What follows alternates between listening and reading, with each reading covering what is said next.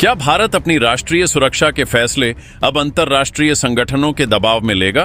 क्या महाशक्तियों के इशारे पर चलने वाली संस्थाएं हिंदुस्तान की सरहद पर होने वाले काम को रोक पाएंगी? और सबसे बड़ा सवाल, अगर नई दिल्ली ने इस वैश्विक संस्था के एकतरफा निर्देशों को मानने से साफ इनकार कर दिया, तो भारत का बाल भी बांका करने की हैसियत क्या वाकई किसी में है? भारत और बांग्लादेश की सीमा पर जिस बात की आशंका लंबे समय से जताई जा रही थी, आखिरकार वही कड़वी हकीकत सामने आ खड़ी हुई है। सीमा विवाद और सरहद की सुरक्षा के बेहद संवेदनशील मसले को लेकर पड़ोसी देश सीधे संयुक्त राष्ट्र के दरवाजे पर पहुंच गया है। लेकिन इस पूरे घटनाक्रम में सबसे ज्यादा हैरान करने वाला रवैया उस वैश्विक संस्था का रहा है जिसे दुनिया भर में निष्पक्षता का प्रतीक माना जाता है। इस संस्था ने न तो इस गंभीर मुद्दे की जमीनी हकीकत जानने के लिए कोई आधिकारिक बैठक बुलाई, न ही इस पर किसी तरह की पारदर्शी वोटिंग कराई, बल्कि सीधे तौर पर भारत की सुरक्षा से जुड़ी सबसे अहम तार फेंसिंग के काम पर तुरंत प्रभाव से रोक लगाने की कोशिशें शुरू कर दी।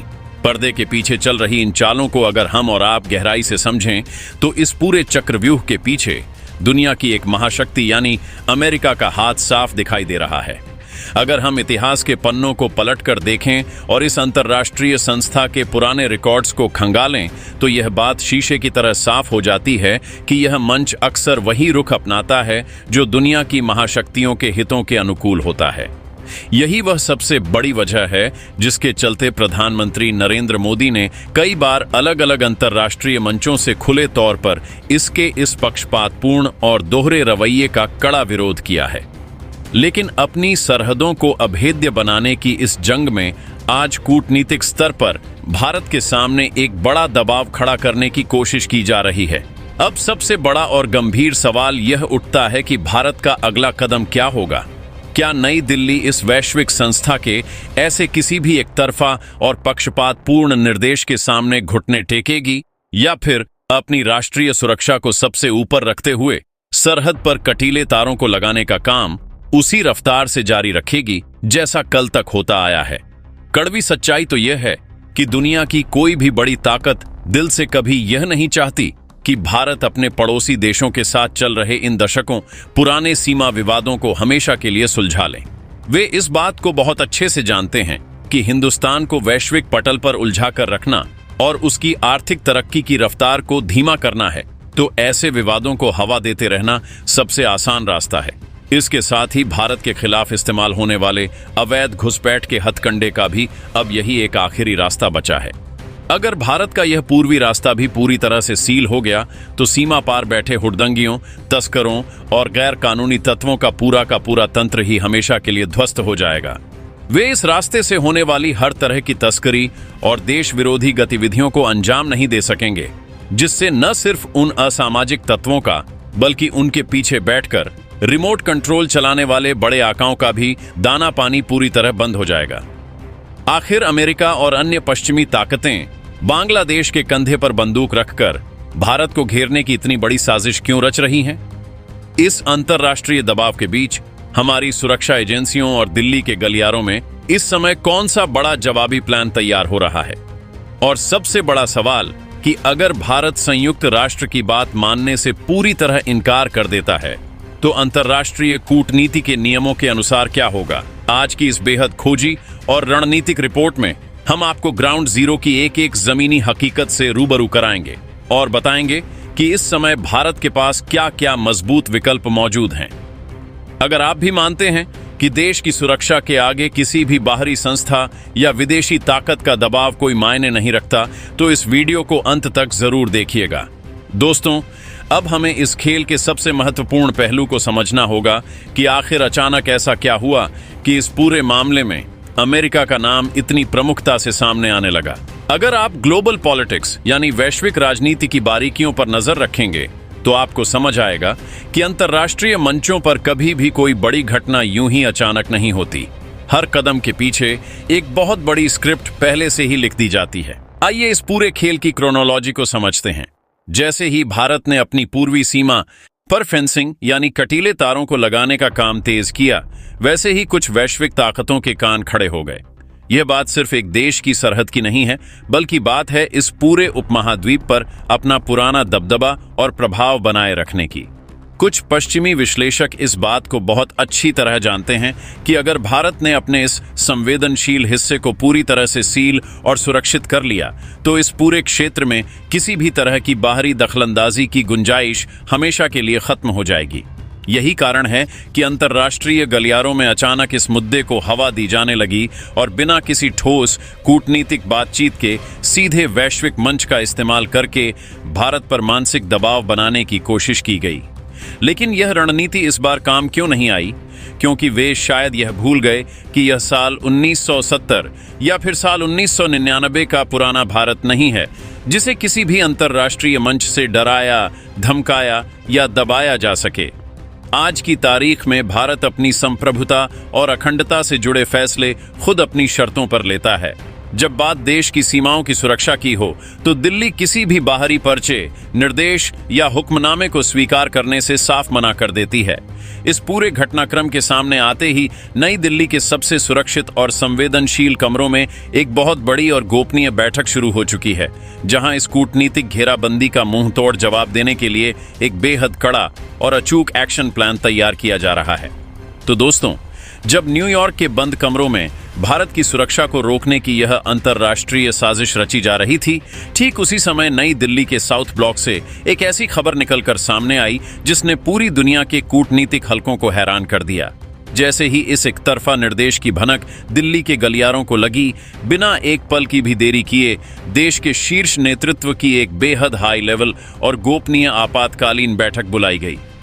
इस बैठक की गंभीरता का अंदाजा आप इसी बात से लगा सकते हैं कि इसमें देश के गृह मंत्री अमित शाह, राष्ट्रीय सुरक्षा सलाहकार अजीत डोभाल, विदेश मंत्री सुब्रमण्यम जयशंकर और रक्षा मंत्री राजनाथ सिंह जैसे देश के सबसे बड़े रणनीतिकार एक साथ एक टेबल पर मौजूद थे।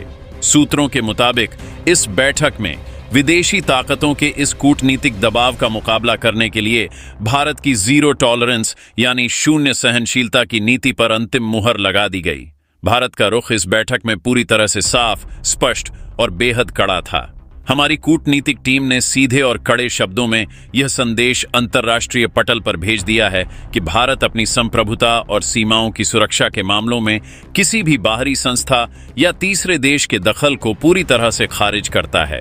सरहद पर तार फेंसिंग का यह काम किसी भी दूसरे देश को नुकसान पहुंचाने या उसकी जमीन हड़पने के लिए नहीं, बल्कि भारत के अपने नागरिकों की सुरक्षा सुनिश्चित करने, अवैध घुसपैठ को पूरी तरह रोकने और सीमा पार से होने वाली हथियारों व नशीले पदार्थों की तस्करी जैसी अवैध गतिविधियों को हमेशा के लिए समाप्त करने के लिए किया जा रहा है।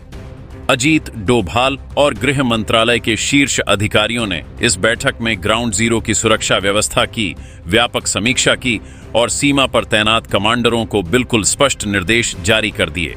संदेश बहुत साफ था कि सरहद पर भारत की सुरक्षा से जुड़ी किसी भी बुनियादी संरचना के निर्माण कार्य की रफ्तार एक सेकंड के लिए भी धीमी नहीं होनी चाहिए। अंतर्राष्ट्रीय मंचों पर कूटनीतिक मोर्चे को संभालने की जिम्मेदारी जहां विदेश मंत्रालय ने अपने मजबूत हाथों में ले ली है, वहीं जमीनी स्तर पर किसी भी अप्रिय स्थिति से निपटने के लिए एक अभूतपूर्व सुरक्षा चक्रव्यूह तैयार कर दिया गया है। तो दोस्तों, अब आते हैं आज के सबसे महत्वपूर्ण तकनीकी और कानूनी सवाल पर। अगर भारत इस अंतर्राष्ट्रीय मंच के किसी भी एक तरफा निर्देश या आदेश को मानने से साफ इनकार कर देता है, तो अंतर्राष्ट्रीय नियमों के अनुसार यह वैश्विक संस्था भारत के खिलाफ क्या कदम उठा सकती है? क्या वाकई यह संगठन मिलकर हमारे देश पर कोई बड़ी पाबंदी लगा सकते हैं, या फिर यह सिर्फ एक कागजी डर है जो हमें डराने के लिए दिखाया जा रहा है? आइए इसके पीछे के पूरे कूटनीतिक कानून को बहुत ही सरल शब्दों में समझते हैं। अंतर्राष्ट्रीय नियमों के मुताबिक अगर कोई देश इस संस्था के निर्देशों की अनदेखी करता है तो उसके खिलाफ मुख्यतः 3 तरह के कदम उठाए जा सकते हैं। पहला कदम होता है कूटनीतिक निंदा और प्रस्ताव। सबसे पहले इस मंच पर भारत के खिलाफ एक निंदा प्रस्ताव लाया जा सकता है, जहां कुछ देश मिलकर भारत के इस कदम की आलोचना करेंगे। लेकिन इतिहास गवाह है कि ऐसे कागजी प्रस्तावों का भारत जैसे मजबूत और आत्मनिर्भर देश पर कोई जमीनी असर नहीं पड़ता। दूसरा कदम आर्थिक प्रतिबंध का होता है। सैद्धांतिक रूप से नियमों के उल्लंघन पर किसी भी देश पर व्यापारिक या आर्थिक पाबंदियां लगाने की सिफारिश की जा सकती है। लेकिन आज का भारत दुनिया की 5वीं सबसे बड़ी अर्थव्यवस्था है। वैश्विक बाजार और दुनिया भर की सप्लाई चेन इस कदर भारत पर निर्भर है कि कोई भी बड़ा देश खुद का भारी नुकसान कराकर भारत पर आर्थिक पाबंदी लगाने का जोखिम कभी सपने में भी नहीं उठाएगा। तीसरा और सबसे बड़ा कदम होता है सुरक्षा परिषद का दखल। किसी भी दंडात्मक कार्रवाई को जमीन पर उतारने के लिए मामला अंत में सुरक्षा परिषद के पास जाता है और यहीं पर विदेशी ताकतों का यह पूरा चक्रव्यूह ताश के पत्तों की तरह ढह जाता है। सुरक्षा परिषद में किसी भी बड़े एक्शन के लिए 5 स्थायी सदस्यों की आपसी सहमति बेहद जरूरी होती है। भारत के पास कूटनीतिक मोर्चे पर रूस और फ्रांस जैसे बेहद भरोसेमंद देशों का मजबूत साथ है। अगर कोई भी भारत विरोधी देश हमारे खिलाफ कोई दंडात्मक प्रस्ताव पास कराने की कोशिश करता है तो भारत के मित्र देश तुरंत अपनी विशेष वीटो पावर का इस्तेमाल करके उस प्रस्ताव को वहीं के वहीं खारिज कर देंगे। यानी साफ शब्दों में कहें तो अंतर्राष्ट्रीय नियमों की आड़ में भी भारत का बाल भी बांका नहीं किया जा सकता। यह वैश्विक संस्था केवल उन्हीं देशों पर अपना हुक्म चला सकती है जो आर्थिक या सैन्य रूप से बेहद कमजोर या दूसरों पर निर्भर होते हैं। आज का आत्मनिर्भर और मजबूत भारत अपनी राष्ट्रीय सुरक्षा के फैसलों को किसी भी अंतर्राष्ट्रीय दबाव के तहत बदलने वाला नहीं है। तो दोस्तों, अब हमारे और आपके मन में यह विचार आना स्वाभाविक है कि इतिहास में जब भी किसी देश ने संयुक्त राष्ट्र के ऐसे एकतरफा आदेशों को मानने से इनकार किया तो उसके बाद उसका अंजाम क्या हुआ। क्या वाकई इस संस्था के पास इतनी ताकत है कि वह किसी मजबूत देश को अपने फैसलों के आगे झुकने पर मजबूर कर सके? अगर हम वैश्विक इतिहास के पन्नों को पलटकर देखें तो हमें ऐसे कई बड़े और जीवंत उदाहरण मिलते हैं जहां दुनिया के शक्तिशाली देशों ने इस संस्था के निर्देशों को रद्दी के टुकड़े की तरह डस्टबिन में डाल दिया और यह संस्था चाहकर भी उनका कुछ नहीं बिगाड़ सकी।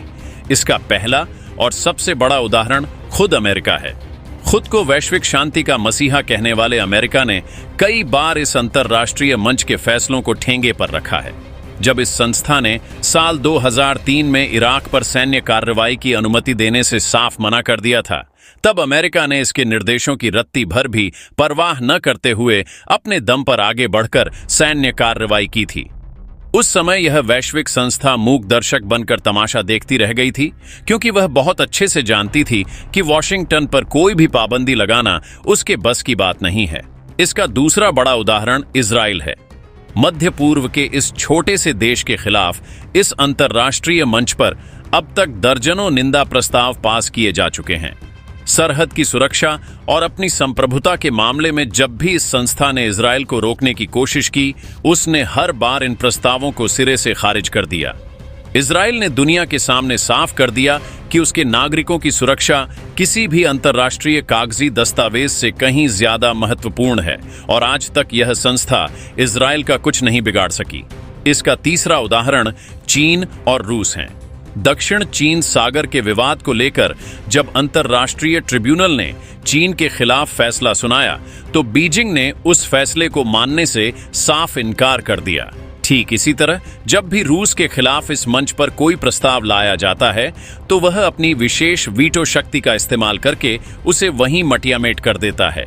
इन सभी ऐतिहासिक उदाहरणों से एक बात पूरी तरह साफ हो जाती है कि यह अंतर्राष्ट्रीय संस्था केवल उन्हीं देशों पर अपना दबाव बना पाती है जो आर्थिक या सैन्य रूप से कमजोर होते हैं।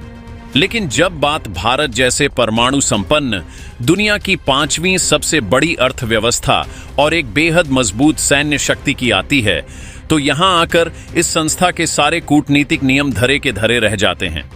भारत का इतिहास भी यही रहा है कि हमने हमेशा वैश्विक शांति और अंतर्राष्ट्रीय नियमों का सम्मान किया है, लेकिन जब बात हमारे देश की सीमाओं की सुरक्षा की आएगी, हमारी तार फेंसिंग को रोकने की अंतर्राष्ट्रीय साजिश रची जाएगी, तो नई दिल्ली बिना किसी हिचकिचाहट के इन पक्षपातपूर्ण निर्देशों को दरकिनार कर देगी। भारत ने साफ संदेश दे दिया है कि अपनी सीमा को पूरी तरह सील करना हमारा संप्रभु अधिकार है और इस काम को पूरा करने के लिए हमें किसी विदेशी संस्था से किसी भी तरह के सर्टिफिकेट लेने की जरूरत बिल्कुल नहीं है। तो दोस्तों, इन सारे ऐतिहासिक सबूतों और जमीनी हकीकत को देखने के बाद अब पूरी दुनिया के सामने यह बात बिल्कुल साफ हो चुकी है कि आज का नया भारत किसी भी बाहरी दबाव में आकर अपनी राष्ट्रीय सुरक्षा से रत्ती भर भी समझौता नहीं करने वाला है। जो ताकतें कल तक यह बात सोच रही थीं कि वे अंतर्राष्ट्रीय संगठनों का सहारा लेकर भारत की पूर्वी सीमा पर चल रहे इस बेहद महत्वपूर्ण काम को रुकवा देंगी, उनके सारे मंसूबों पर पानी फिर चुका है। साउथ ब्लॉक से लेकर सीमा पर तैनात कमांडरों तक हर स्तर पर संदेश बिल्कुल स्पष्ट और कड़ा है। सरहद पर भारत की यह सुरक्षा दीवार हर हाल में और तय समय के भीतर ही बनकर पूरी होगी। भारत ने साफ कर दिया है कि अपनी सीमाओं की रक्षा करना, घुसपैठ को रोकना और उपद्रवियों जैसे तत्वों पर कड़ी कार्रवाई करना हमारा अपना संप्रभु अधिकार है, जिसके लिए हमें दुनिया के किसी भी देश या संस्था की अनुमति की जरूरत नहीं है। विदेशी ताकतों का यह चक्रव्यूह भारत की अटूट संकल्प शक्ति के आगे पूरी तरह से ढह चुका है। अब देखना यह होगा कि आने वाले दिनों में सीमा पार बैठे उकसावे वाले तत्व भारत के इस सख्त रुख के बाद क्या नया पैंतरा अपनाते हैं। लेकिन एक बात तो तय है, चाहे कोई भी कूटनीतिक साजिश रची जाए, सरहद पर तैनात हमारे जांबाज जवान हर चुनौती का करारा जवाब देने के लिए 24 घंटे पूरी तरह मुस्तैद हैं। देश की सुरक्षा और वैश्विक राजनीति से जुड़ी ऐसी ही बिल्कुल सटीक और खोजी रिपोर्ट्स के साथ हम लगातार आपके सामने आते रहेंगे, क्योंकि देश की सुरक्षा के आगे कुछ भी मायने नहीं